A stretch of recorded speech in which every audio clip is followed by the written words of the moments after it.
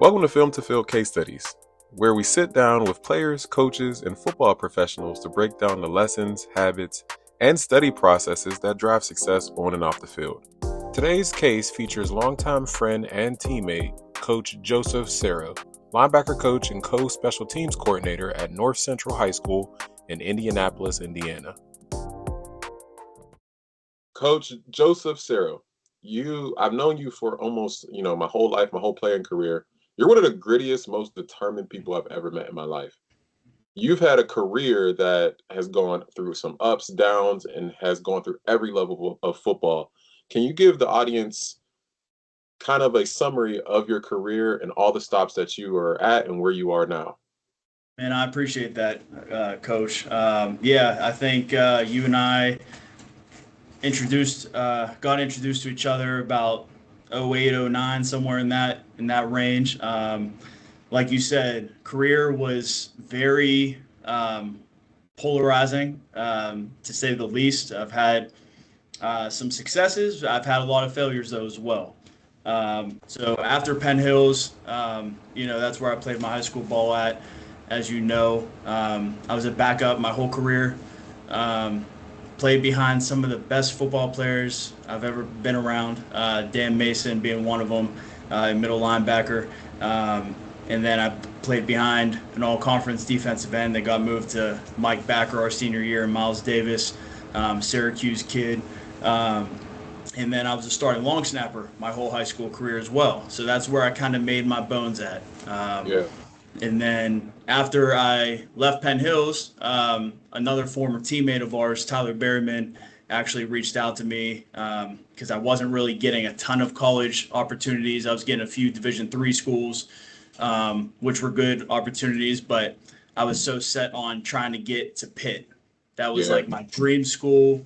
I knew I wasn't going to be a scholarship guy, but I figured, hey, if I could at least walk on and make something shake there, that would be worth it for me.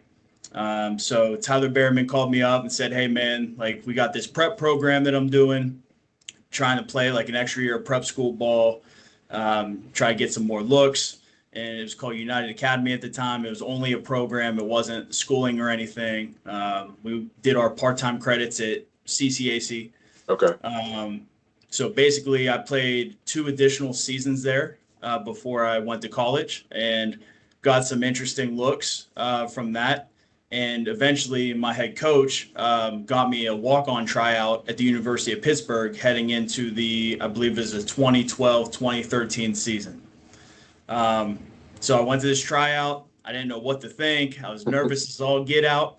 And for those 2 years leading up to it, I started training with Carlson Christian, who was my trainer. He trained me, obviously, Colin Christian's dad as well. He trained me from the minute I graduated high school all the way up through my arena career, which I'll Yeah. get to here. But so we were preparing, and I had a lot of work to do. I was not the most athletic, as you know. My game, the way I was able to get on the field was through my mental game, like being able to understand concepts and obviously being a good long snapper. So when we were preparing for this pit tryout, everything was focused on the combine stuff, the stuff that I Yeah. wasn't good at. So we went to this pit tryout, man, and I felt like I had a pretty good day. I knew in the back of my mind I didn't run the 40 well, but as far as the field workout and everything else, I feel like I had a really good day. And then at that time, we had Aaron Donald there, we had Brandon Eiffel there, uh, Buck, Colin Christian transferred in at that point.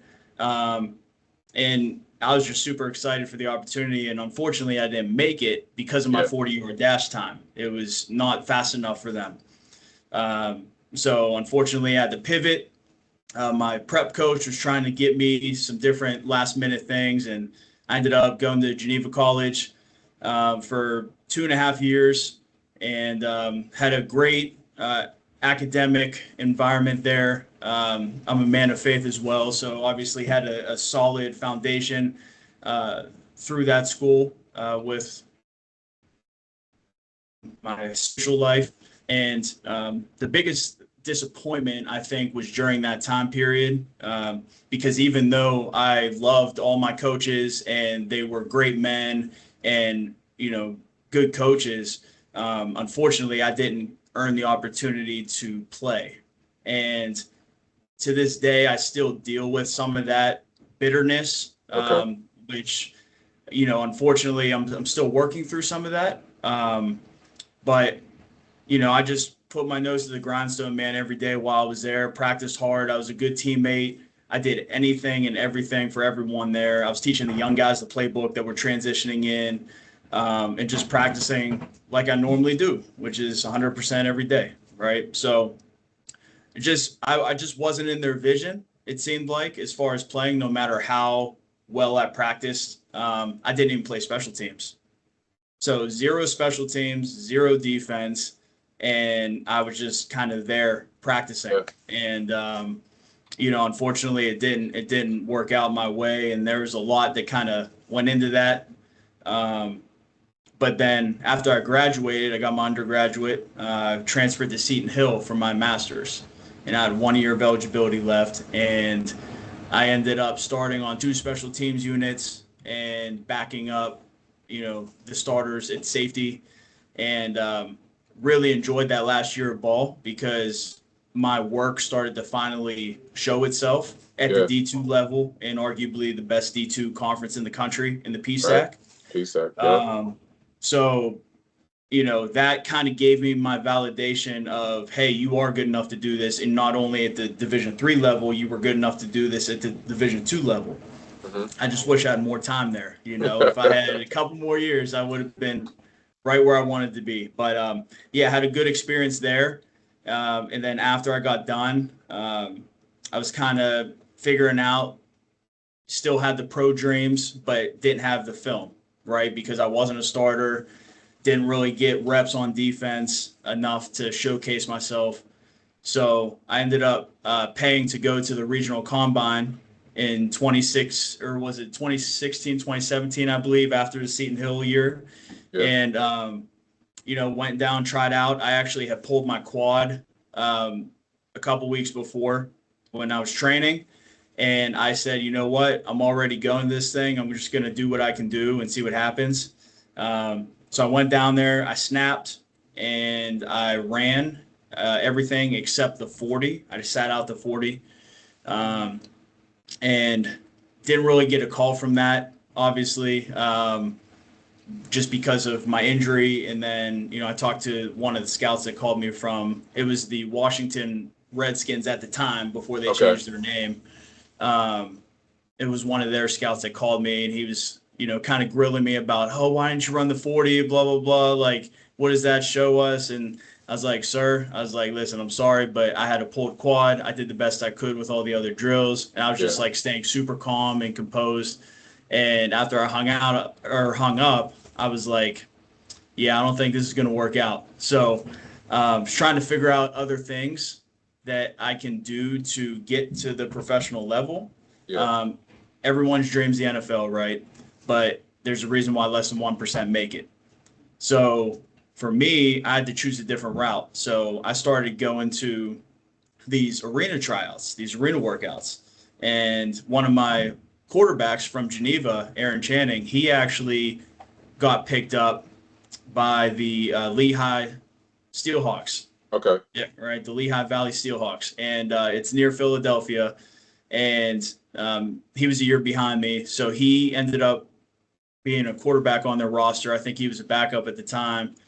He's like, yeah, man, you should try out. Like, I definitely think, you have the capability of making the team, blah, blah, blah. So I end up going, I stayed at his house in Philly, and I went to these tryout, and they ended up telling me to come back. I was like, okay, cool. So went back again. Second tryout, I made the final 4 or 5 safeties, right? Because in arena, there's only the one safety. So I made the final 4 to 5 safeties. I'm like, okay, I'm getting close. And then the very last tryout before the new year hit, I got cut. It was the one right before training camp. Hey.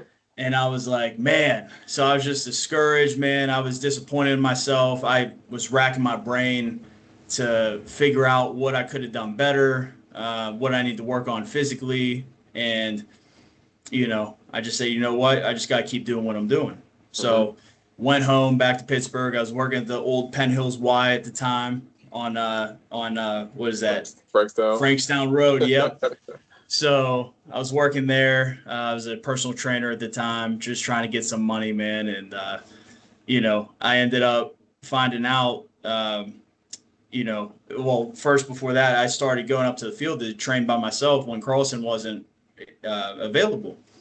So one day I saw the Penn Hills kicker kicking some field goals, and I noticed he was, pushing them right, shanking them left, that type of thing. So I just went over there, man. I was like, hey, my name's Joseph Sero. I used to long snap here. I played with Mike Faracco. He was my kicker whenever we were playing. And I just kind of told him who I was. And he's like, oh, yeah, like I remember you guys. You guys were, had a good operation, all this stuff. So I was just starting to give him some tips on kicking. And, he started to make some kicks, and Coach Brian Tarrant, that is now at Woodland Hills, he was the DC at the time at Penn Hills with Coach LaDawn. And he walks over to me and, I introduce myself and we get to talking. He's like, hey, man, like, would you be willing to come help? You'd be on volunteer basis, but, we could really use some help on special teams. I was like, yeah, let me talk to my wife, but I'd love to coach here, man. I played here, 2010. I was a senior, and, I would love to coach here. So I had coached that year, and that was the year we lost to Central Catholic in the, I think it was the WPIAL quarters or WPIAL semifinals. Yeah. And then in spring ball, I found out that I was moving to Louisville, Kentucky. And I was like, okay, we're moving. This is my first time out of Pittsburgh. Like, I have no idea what to expect. And I was like, this team's going to win a state championship next year. And because I knew what the class was. And a lot of people had thought that because they knew these kids that we had when they matured and got older, that they were going to win something. And it just so happened that next year they had won the state championship. I believe that was 2018. 2018, yeah. Yeah. So I was like, man, I missed out. But, man, I was so happy to be a part of that first year, right? That first year of Coach LaDawn. And, I got to coach, Brandon Eiffel was on the staff at the time. Coach Graham was on the staff at the time. So I had some familiarity. Coach Mike White was on the staff at the time. So there were some Penn Hills dudes on this staff for that bridge, that crossover purpose. And, so I moved to Louisville, Kentucky, and I played semi-pro 2018, or I guess this was 2019. I needed to get film because I was out of football for a year. And I was like, man, like I just got to find a semi-pro team, 1 year, just get some film, get out, right? So I ended up playing down in southern Indiana, which is right across the bridge from Louisville, Kentucky, and played for the Kentuckiana Cavalry. Made it to the championship that year, lost by, I think, a touchdown or something like that. I can't remember the score, but I just know we lost. And, so after that year, I put my tape together, started scouting for more tryouts. I was still looking more arena tryouts, for those specifically. And I ended up finding one for the Indianapolis Enforcers at the time. And it was a local arena team. It was in the American Arena League is what it was called at the time. It's no longer a league. I think they have the AAL2 now. I think that's where like Wheeling and those type of teams play. But this league was professional league, but COVID had just hit. So I ended up making the roster in December. We moved up with my wife's father at the time in Huntington, Indiana. So then I made the roster. We get to camp. I'm a backup, and I'm just happy to be there. I'm working my tail off. And before you know it, I'm starting. So I had now overtaken the guy that was there. And the week before our first preseason game, COVID hits and we get shut down. So that whole year is gone. Okay. And now I'm like, man, I like was starting. yeah, I'm in my late 20s. I'm probably, if this is 2020, I'm pushing 28, 29 years old. So like my rookie year, I was already old as it was because my college career I got done around 25. Okay. So I mean, I was a little bit older just because of the path I chose. And I was like, all right, well, prepare for next season. So Right. next season comes along, and COVID's still in the mix, but it wasn't quite as serious. But there were some teams in the league that were still apprehensive to play and, well, not so much play, but more travel to play. And we ended up playing like 5 games or so. And it was rough, man. Like if you didn't love the game, you were gone. Like you were walking Yeah. because you wouldn't have been able to put up with what we had to put up with. And we were hustling, like trying to sell tickets as players. We were trying to, hey, we're not playing in our home arena. We were supposed to play at the Indiana Fairgrounds. That deal fell through. We had to play at this indoor soccer arena that fit maybe a few hundred people. And the money we were supposed to get, which wasn't a ton to begin with, went even less because we weren't getting the fans and Yeah. everything like that. So it was a rough go. But I tell you what, the playing, I mean, if I didn't love ball before, playing against some of those guys were in NFL mini camps. Some of those guys were major college players. And then some other guys were more like me. They were coming from the semi-pro or they were backups in college trying to just make it. Yeah. So there was a wide array of talent in that league. And, it sucks that we didn't get to play a full season in a formal arena. But, we grew from that experience. And then, yeah, I didn't choose to resign. I just didn't like the operation there. And, the guy that ran it, who was the owner, was also the head coach. He was a great guy, nice guy. I just didn't think that was the move for me going forward. So then I put all my eggs in the long snapping basket. That's it. Yeah, because when I was playing arena, I was a linebacker. I was playing the jack linebacker is what we called it. And I was still snapping, but I then focused everything on snapping at that point. And I went to a couple showcases. I got linked up with my guy, Kyle Stelter, who was my long snapping coach for a few years. He runs Special Teams University, which I encourage you to go check out. It's a good resource for you as far as learning snappers. He trains everyone from youth athletes all the way up through professional in the NFL, CFL, UFL. I think he's at double digits now in NFL long snappers. So, and he has CFL and UFL guys too. Okay. So great guys, a couple years older than me. He hosts a special teams U camp. It's a pro prep camp, and he holds it every year in January. And we were going to Florida for that. So my first year, we were in Fort Lauderdale. And then the next couple years after that, we ended up going to Tampa for the same camp. So Okay. basically we learn the NFL scheme, we learn how to block, we learn how to snap more efficiently within those schemes. And what it does is it exposes us to not only our own technical issues, but it exposes us to how other guys are doing it. And it exposes us to what the NFL is looking for. So I was really excited. We got filmed, we got charted. So our snap locations, our snap speeds and things like that. Wow. We got all that charted. So after the camp, he would send us the film and be like, hey, do you want me to send this to the NFL scouts, from all the teams? Like yes or no, depending on how we did, right? Because it obviously wasn't perfect, but I sent my stuff every year. I knew I had to clean some stuff up, but I also knew I had a pretty good foundation Right. from just snapping for so long. So yeah, so I went to those camps, and then in 2022, I got invited to the inaugural Nick Novak Elite Specialist Camp, the Okay. showcase that he has in San Diego. I was the first part of that first group, and I didn't know what to expect. It was invite only, so he must have saw something in me to invite me out there. So I went out, and we had a handful of live scouts, and we had the rest were virtual. Wow.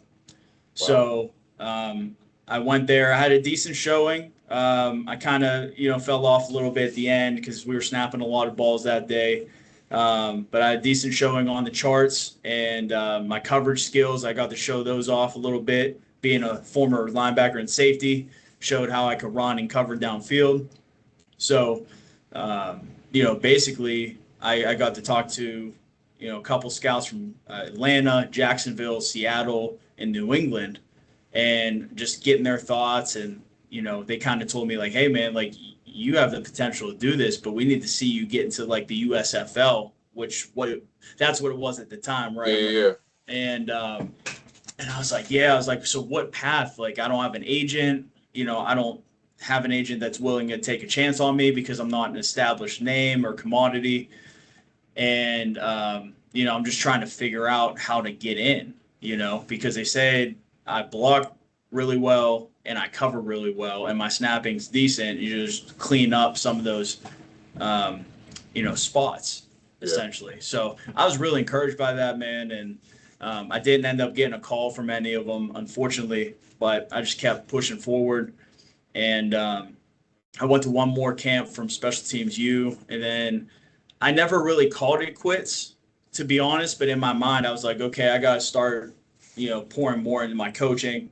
Not that I wasn't already. It's just I wanted to focus more on the off Um, season, like the early off season development, things of that nature. So okay. um, I almost came out of retirement, if you want to call it that, this year. I almost got an opportunity to go to camp with the Fisher's Freight in the IFL, and they're local. They're like 20 minutes away from where I'm at right now, and unfortunately, they figured out their problem. And at least, unfortunately for me, good for them, Yeah, right? yeah, yeah. And they're rolling with who they have now. But they want me to come to the open tryout in the fall, which still debating on that, of course, because I do want to try to get back to the college game in coaching.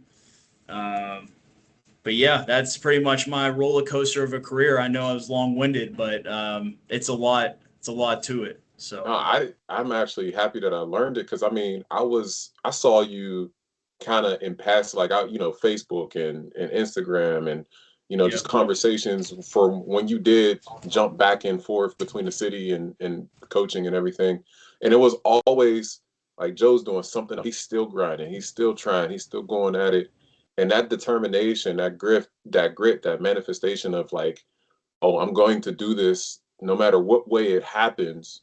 I did it. You know what I mean? So, yeah, as something from a younger player that saw you from your beginnings to now, be confident and bro, you did it. Like, I know it's not the NFL route or the D1 college route, but you played at almost every level of this game. You had injuries, you had weird team situations, you had coaching changes, you had moves, and through everything, you had almost a gambit of athletic challenges, and you kept on right. playing, you kept on going. So I don't want you to ever think like, okay, I didn't get to the level that I was going at, and I didn't make it. You made it. You played at crazy levels. You, like you said, you went up against some of the best competition, and through all of that, you continue to learn and grow. And for me personally, I think that's making it.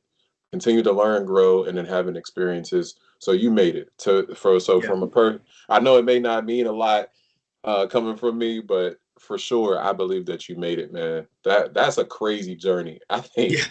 I think your journey has hit every Yeah. type of football athlete. And if somebody listens to that and says like, I can do this or keep going, I think they should look at your story and get something. Yeah.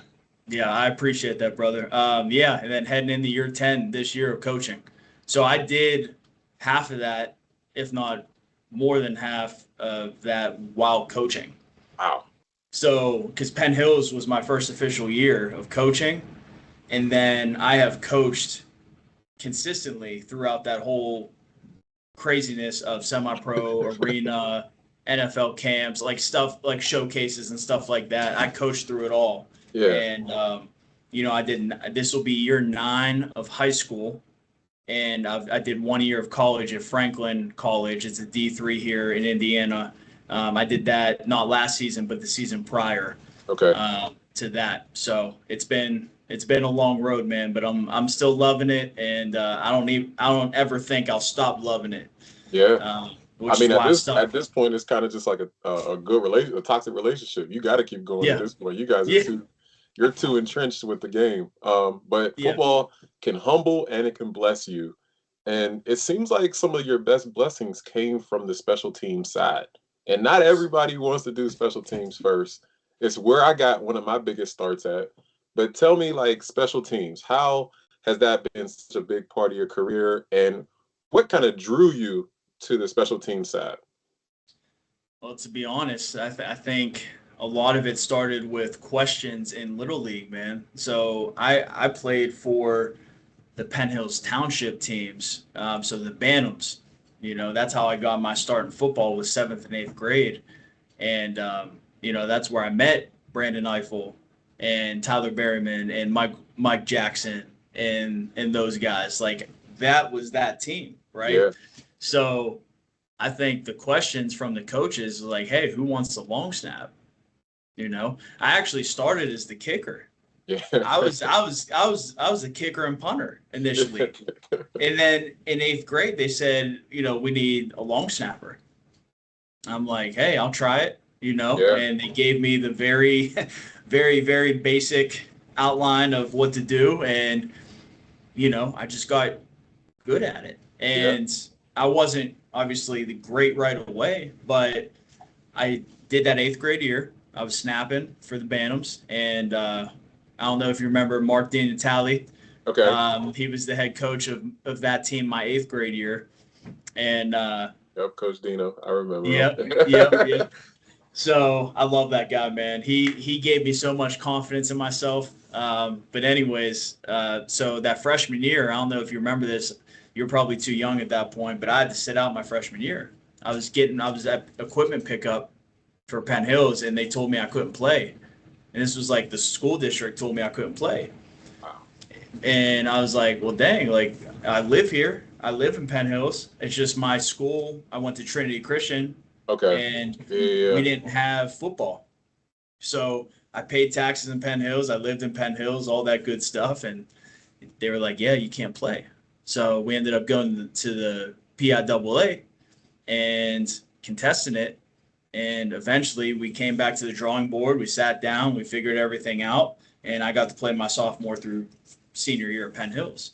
Wow. And we did that's it great. like a co-op deal. And so I sat out my freshman year, so I didn't even snap that freshman year.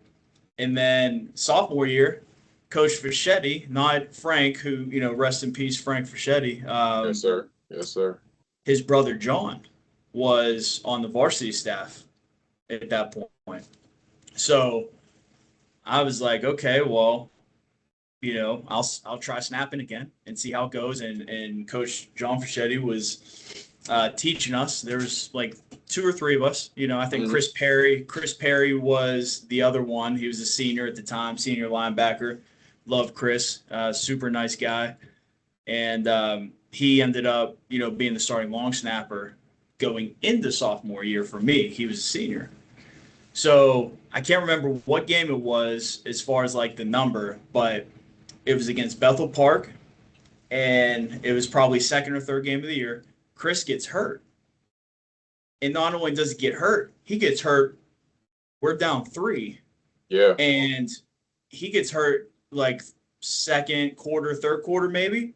So field goal's coming. Something's coming. A field goal coming. And we don't have a long snapper now. So guess who's the backup? It's little old me, sophomore. Little Joseph. So, yeah, exactly. So my first career snap was the game tying field goal. It was a 38-yard field goal. Okay. 40-some seconds left. And Kevin Keene was our kicker, and Tommy was our holder. Yeah. And I snapped the ball. I don't know. It wasn't fast, but it wasn't too slow either because it was a clean catch. Hold, tied the game. Yeah. Wait, that's sophomore. I think we were at Bethel Park, weren't we? No, we were at home. Then that was the next. Okay, that was the next year. We always had Bethel Park, man. Yeah, we were at home, and Kevin King drilled that kick, man, and I was so pumped. I was like, man, that was my first snap, and it was a game-time field goal against Bethel Park. So we end up losing that game on a Hail Mary. Horrible ending. It's all good. It's in the past. And, yeah, man, that was kind of the start of everything, and I did not let go of that position since then because Chris came back, and he was just playing linebacker. They were like, yeah, Henshaw could stay at long snapper. And I was like, all right, cool. So I just stayed at long snapper the rest of the time, man. And, so through senior year, it was a pretty good career. Yeah. I mean, you were always a person that it didn't matter what way you were getting on the field. You got on the field, and special teams for so many kids is that way to get on the field. I had this kid that reminds me so much of you. His name is Zach Weber. I think he did special teams you for a little bit. Okay. But Zach was a kid, whenever he came to me, he was playing wide receiver. He was playing like safety linebacker. He was trying to get on the field. And he wasn't he was this scrawny, unathletic. Like when you saw him, there was no eye test that he passed. Like he was just a kid that came out and was like, man, I'm trying to play. But the characteristics that Zach had is selflessness, grit and determination, and this like work ethic. And he reminded me so much of you. So I went to him his freshman year and I was like, Zach, I'm gonna be honest. I don't know where you're gonna play on the offense or defensive side of the ball, but I need a long snapper.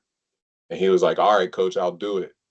Fast forward 4 years later, Zach is a 4-star long snapper.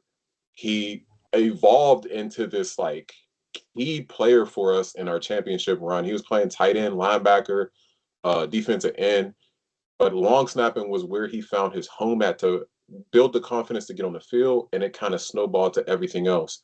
And he graduated, 4-star long snapper, went to RMU. I believe he finished his career. He was a senior last year, but just an amazing journey that started with special teams in a place that everybody overlooks, but is so important to the success of a team. Like you said, game time field goal, you go in, get a good snap, hold, and now the game is tied. And Zach was the same way, man. He was able to count on him through all those years of long snap and holding. We knew for a fact that if Zach was out there, the snap was going to at least be good, and we had an opportunity to kick, or we had an opportunity to punt and change the field position. But I want to get into a little bit of the process of special teams. You know what I mean? We talked a lot of your career went like this, and throughout coaching now, what is something that people misunderstand about kicking, long snap, and place holding? Because it kind of gets put on the back burner. Yeah. Like it's that thing like you don't need it until you need it, and you don't notice it until, hey, we're down by 3 or we're down by 2, and here's the game time field goal or game winning field goal. So what's something that people misunderstand about specials when it comes to technique, preparation, and practice? And it's not just the kickers hanging out at the other side of the field. Yeah, so I mean, you absolutely nailed it on the head there. A lot of programs, unfortunately, put it on the back burner, maybe unintentionally. Yeah. Because they're also prioritizing what they think is more valuable. But I'm very fortunate now where I'm at North Central High School in Indianapolis. My head coach does a fantastic job giving us time, right? And I think part of it is all in the planning. So as a head coach, you're essentially keeping things organized and your systems efficiently running. Right. So that's number one. You have to be efficient in your process. And if you are trying to prioritize a good special teams unit, right, or all units in special teams, you have to give time. Right. So if you're trying to win a state championship, you're prioritizing special teams all the time, right? And there's times where maybe, at the beginning of the week, maybe we're not hitting everything as hard.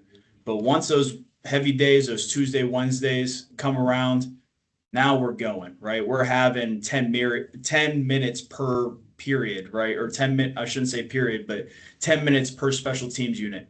Okay. So, for example, on a Tuesday, we'll do punt and kickoff, right? Those are the top two special teams, in my opinion, right? It starts with punt and then kickoff shortly behind that because of the importance on field position and not giving up returns, right? So, I think that's misunderstood as far as the time dedication. I think a lot of coaches underestimate how much time it really takes to develop good special teams. And that doesn't mean whoever the coordinator is has to scheme up all these crazy imaginary things. Like, we're not trying to reinvent the wheel. We're just trying to be efficient in what we do. Yeah. So for me, I actually have a co-coordinator, Coach Will Logan. He's been awesome to work with.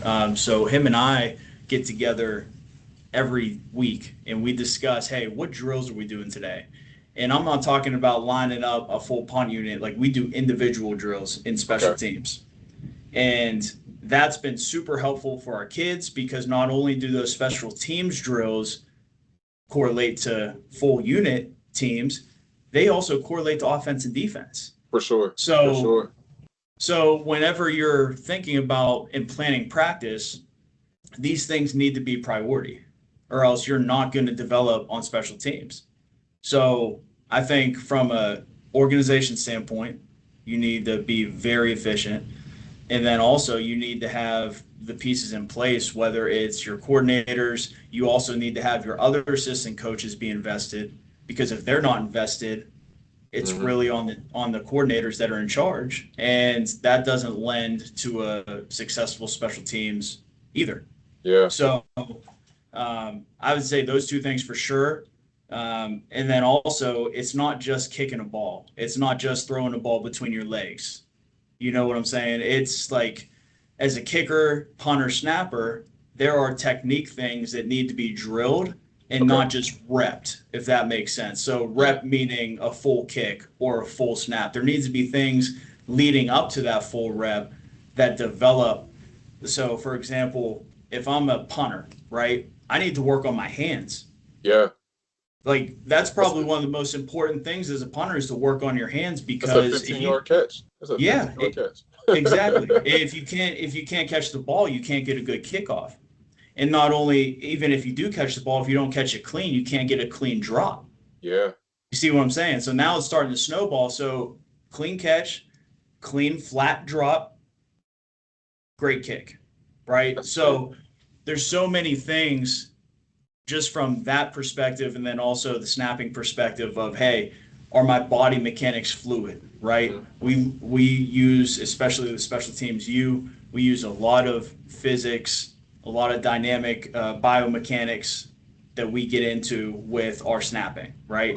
And the old school way is out the door, man. It's not, hey, keep your butt down. It's not or slide your heels back. It's none of that, right? It's all fluid biomechanics, so that when we go and rep and rep and rep and rep, it looks the same almost every time.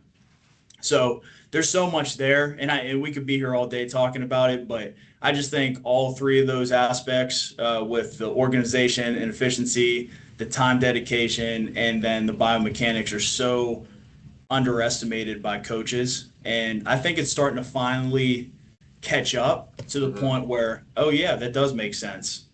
So you hit on so many great points, because I mean, what special teams you is doing is showing that light of, okay, yeah, you can be a quarterback, running back, defensive back trainer, but special teams needs that specialized skill and drill development as well.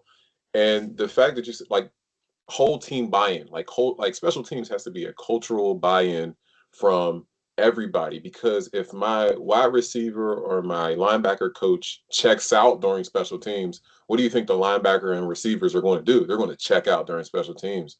And one of my first stops during coaching, it was such an emphasis that I took it serious. The other coaches took it serious. So I I would get 10 minutes during like Monday film study and team prep, where it's not crazy. I would just go over the main formations, what distance is their kicker kicking, where are my returners going to be because the punter can only go 30-yard punts, or he's booting it this week, so back up.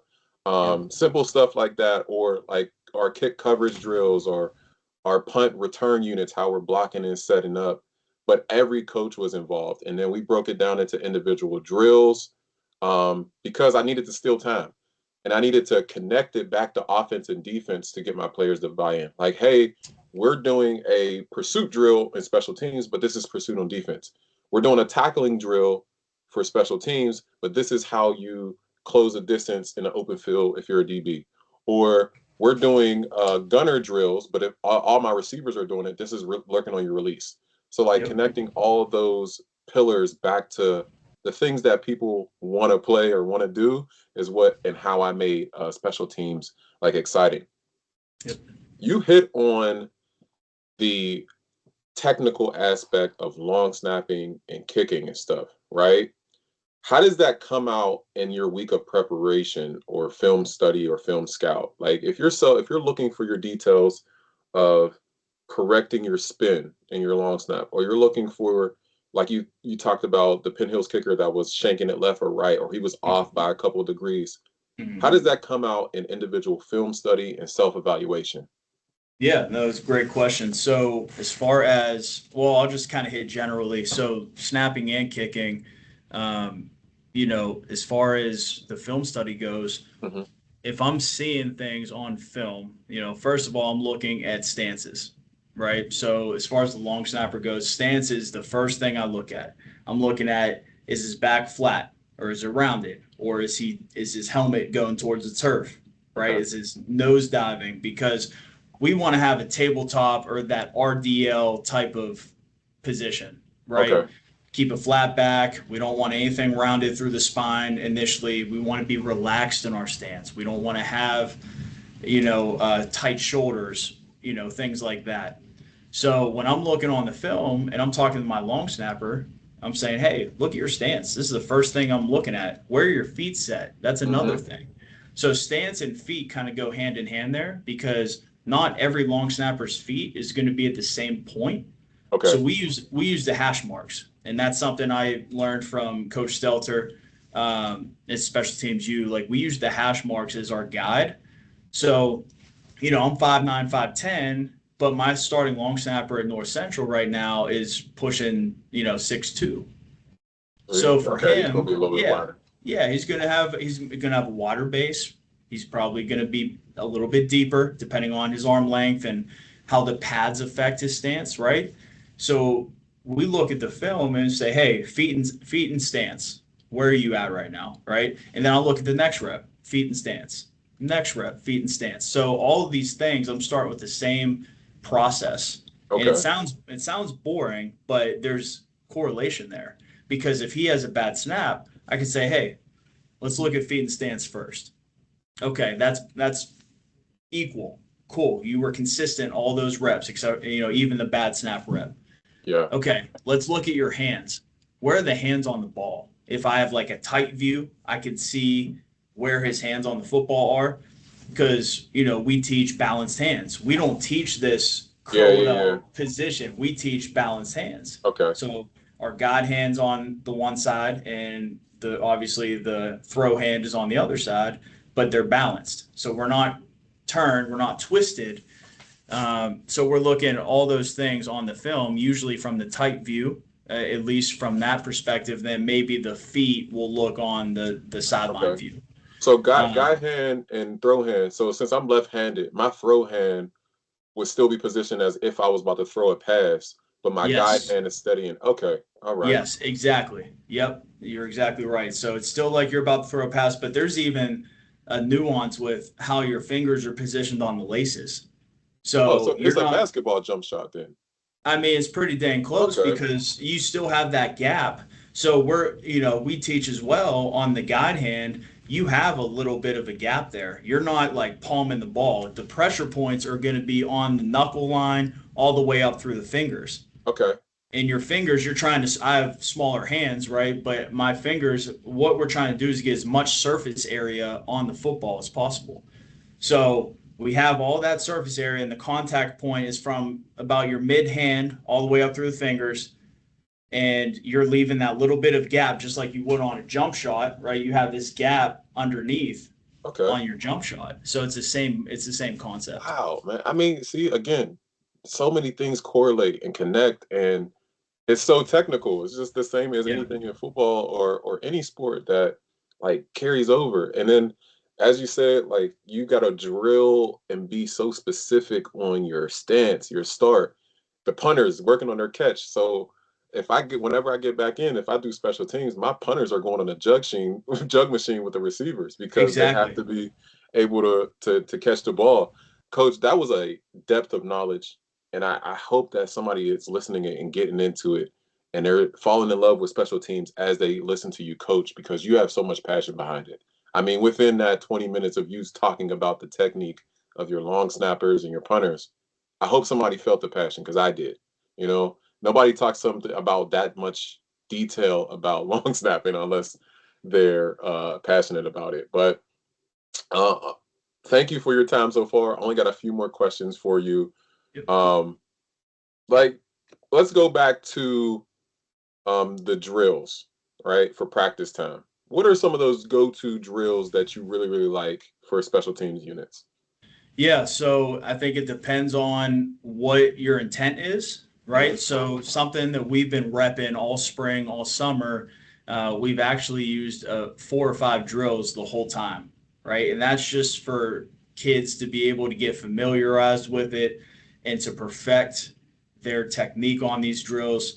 So that's constant repetition. We're not constantly changing the drill all the Yeah, time. We're just kind of cycling between the 4 or 5 that we're using right now. So one, for example, is a block destruct drill. I love to use, right? So I had the opportunity within the last year to do a Zoom call with Coach Brian Mason. He's the special teams coordinator of the Indianapolis Colts. And him and I got on a call and we talked through, some of the drills he likes. Some of them we were already doing, and then there were other ones that I was intrigued on that I wanted to implement. So we talked about different things, and he kind of says the same thing here with not trying to reinvent the wheel, yeah, just making it applicable to on-field execution, right? So something he says that I've now adopted is we avoid crappy blocks and we destroy good blocks, right? So it's that mentality because I used to run an avoid and block destruction drill in the same drill. okay, So that was marrying the avoid completely, the dip and rip, the restack, and then into that block destruction. Well, now what I'm teaching is just a pure block destruction because okay, our guys can see if it's a crappy block. If the guy's 3 yards away, yeah, we're running past. Like there is no engagement there. But when a guy is lining us up and coming to block us on a kickoff, well, what do I want my guys to do? I want them to keep their speed. I want their hands nice, tight, thumbs up. I want them punching through the and spine, is yeah, how I cue it, right? Punch through the spine. And we're getting an extension there. yeah, And then we are ripping off violently, and then we are restacking. okay, And the restack, and I see, and though it seems minor, but the restack is so critical because if you the just quick lanes. defeated a block, why would you want that guy to have a shot to come back and clean you up on the back end or even do a flyby, Yeah, right? Because if we don't restack, that's what we're doing. We're giving him the opportunity to get back and to retrace. retrace. So we need to be able to get that power, that extension, and we got to drive through our feet. I'm trying to keep speed through this block destruction. And then once I get off that block, I'm restacking and I'm keeping my speed the whole way as best to Yeah. my ability as I can. And then obviously netting the ball carrier when it's time, the returner. See, I mean, and then there's 2 points right there because if you avoid a block, right, and you're 3 yards out of your lane, now there's a gap for the runner to run through. And so many kids are like, well, I could just retrace 3 yards. No, that 3 yards is all a returner needs to get vertical. And if he's getting Yep, vertical, he's usually gone. Um, exactly. 2 more questions for you, Coach. Yeah. every year I used to pick a very specific detail of my coaching to work on. Now, not to say that I didn't, have an umbrella of overall things that I worked on, but like my first year doing special teams, I didn't know anything about long snapping, and I honed in on that. Then the second year, I went to the drill tape and full team drills, and then the third year, I worked on place kicking and holding. Then when I got to become a offensive coordinator, there was the quarterback position. Then it was focusing on the offensive line and run scheme. Then once I got the full picture, it was like, okay, I'm going to learn and focus on teaching this concept better. What is an area of study this off season and into this upcoming season that you're focusing on as a goal of growth for yourself personally? Yeah, I would say for myself, I kind of take this with all the roles I have because I'm also the outside linebacker coach. Um, I think with both roles that I have is just because it's simple for me doesn't mean it's simple for my players. For sure. And what I mean by that is not only in execution, but learning. So the language that I view as this is crystal clear to me. It's easy to pick up what my coach is putting down. Like it's not the case for every player. Every player doesn't know what a restack is. Every player doesn't know what even block destruction is. They don't. Some of these kids have not been taught at the level that we have been taught at. Yeah. So it's important to remember, like, hey, what is simple for me is not necessarily simple for Kenny or a Chris or whoever I'm coaching, right? So I have to make sure that I'm constantly checking in with these guys. I'm constantly saying, hey, does this make sense? And if it doesn't, please tell me. Yeah. Nothing to be embarrassed about. Just let me know, and I could try to put it into even simpler terms, or maybe I could show you from a physical demonstration, or something of the sort where now it clicks, right? Because if they're not understanding what I'm cueing them to do, then they're not going to be able to execute at a high rate. So you're working on your communication this season. I love it. Yeah. So I've always been a pretty good communicator, if not over communicator when it comes to coaching. But I think sometimes I can get caught up in the lingo. Yeah. I can get caught up in all the knowledge that I've learned from other coaches that I've been around, whether it's as a player or as a coach. So I just got to remember, man, to make sure my guys clearly understand, and there is no hesitation, there's no doubt, and the whole purpose is to give these guys 100% confidence in what they can do. That's for right. sure. So I think that's the biggest area for me that I'm working on this year. And I think that's again a testament to your playing career, because there's like this saying that like star players don't make the best coaches. Usually the best coaches come from those role players that were gritty, they were determined, they would do anything for the team, they were selfless, and sometimes backups. Like for myself, I tell people all the time when my coaches or my players ask me, Coach Brad, what was your playing career like? I was like, man, I was a role player. I had times where I did all special teams. I had moments where I had big plays. I had moments where I was sitting on the bench. I was able to become a starter and get to college, but I wasn't the guy that people went to. Like if we needed a third down, they weren't looking at my number, but I was able to know and learn from all those aspects of the full game picture, which went into my coaching. So again, I think it's a testament when you talk about communication and making sure that your players understand what's going on and that you are teaching all of them to the best of your ability. It goes back to who you are as a person and who you are as a coach. But Coach, I got one more question. It's a closing tradition on the podcast, and it's what is a book that has helped you either on and off the field to help your career? Man, that's a good question. It's going to sound different, but you'll see how it connects in a second. The Bible. And I'm going to tell you why. When we talk about servant leadership, Yeah, we talk about that first word, servant, right? How can I serve my players? How can I do the things I need to do to set them up for success? How can I, not only on the field, but in school or in their recruiting process or just in life in general, right? How can I serve my coaching staff? Because I have not been a head coach yet in the football world. And I think every day, how can I serve my head coach? How can I serve my co-coordinator or my other position coaches that I'm around to Yep. set them up for success? It goes back to the special team stuff. We got our whole staff invested, and I ask pretty regularly, hey, what do you guys want to learn on special teams? How can I serve you in that way to help increase your knowledge of special teams or set you up for success in coaching special teams? So I would say the Bible in that sense, and how Jesus was a servant leader. And that's what I try to emulate. I'm not perfect, obviously, Yeah. but that's kind of my mindset is like, what can I do?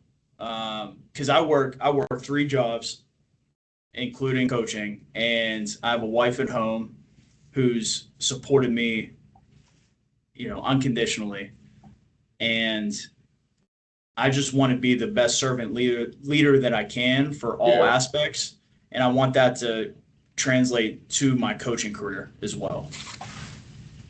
Beautiful, coach. And you're not the only person. The Bible's been dropped about 3 times during this podcast interview and series. Okay. So don't think that it was weird or anything, man. I appreciate that. It's Yep. been a part of my life as well. And just keep going, coach. I'm gonna be like, from somebody who has been in the game. I coached for almost a decade, and it's the ups, the downs, the noise in the back, the negativity, the can I do it, the confidence, the will I do it, the communities, the different teams you have to go to. This sports world will sometimes chew you up and eat you out. And I just want you to keep going because, like I told you in the beginning, you made it.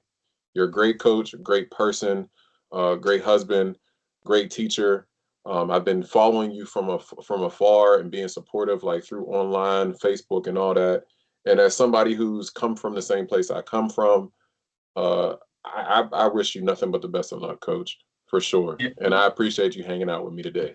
Yes, sir. I appreciate the opportunity, man, and I appreciate all the kind words and sentiments, and I always had a good respect for you, man. And when I come back to Penn Hills, it's always fun catching up when I get the chance to. So I'll jump on again whenever you'll have me. Right. We got to go back deep into long snapping, place kicking, and holding. We might do 3 episodes on just those areas.